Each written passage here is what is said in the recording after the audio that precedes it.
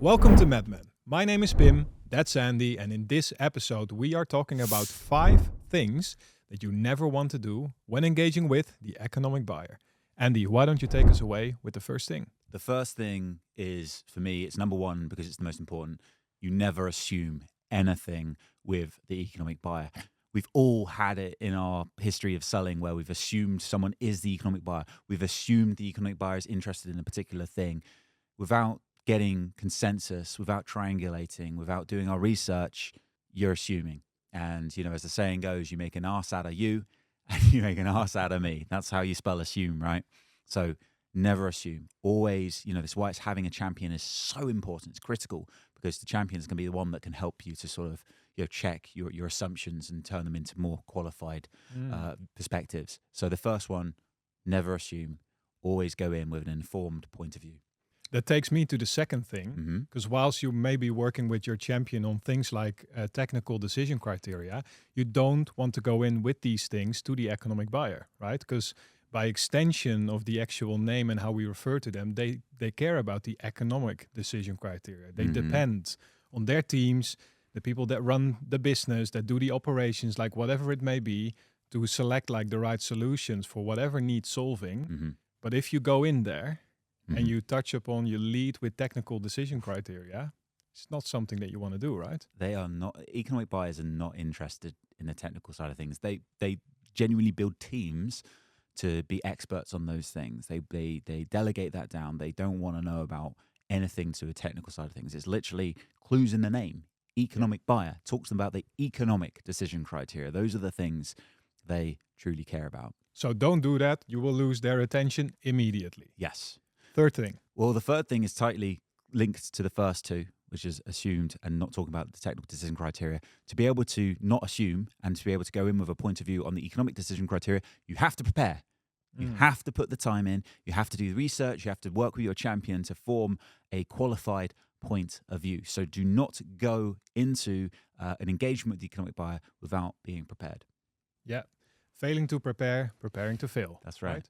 Brings us to the fourth thing, which is connected again, big surprise, going in cold.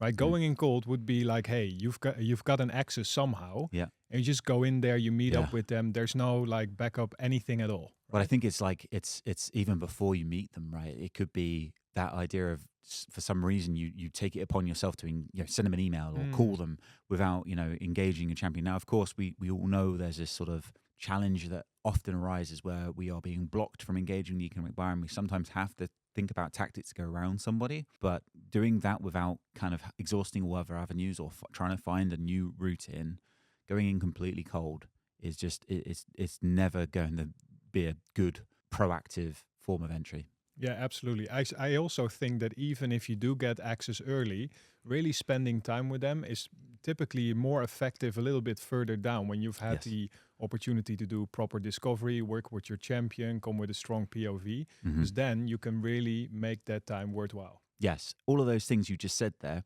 tie into the fifth one, which is not to blindly challenge the economic buyer. I think due to good books like The Challenger Sale that have sort of suggested that you should go in with an original point of view and challenge the customer, which of course ties into taking that kind of consultative sell and sort of showing yourself as an expert and perhaps pushing against the status quo, which is okay.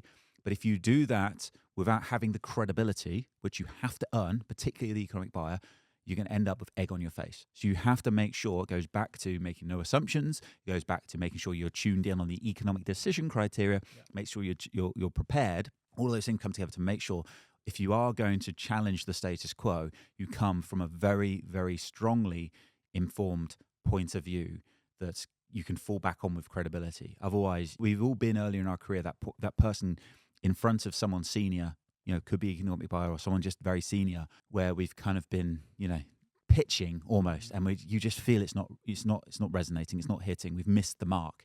That's why. It's because we haven't got the credibility to therefore do something like challenging, to position our point of view, and therefore, we end up looking very, very silly. Yeah, you're much stronger if you can refer to something that someone in the EB's organization has said, right? And that you can refer to it. They should be in that same meeting so that it can be a conversation rather than a pitch, as you said. So 5 things there not to do when engaging with an economic buyer. Number 1, don't assume. What's number 2? Going in with the technical decision criteria. Number 3 is to not be unprepared.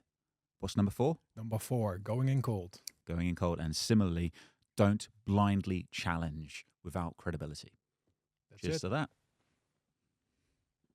Cheers. Cheers.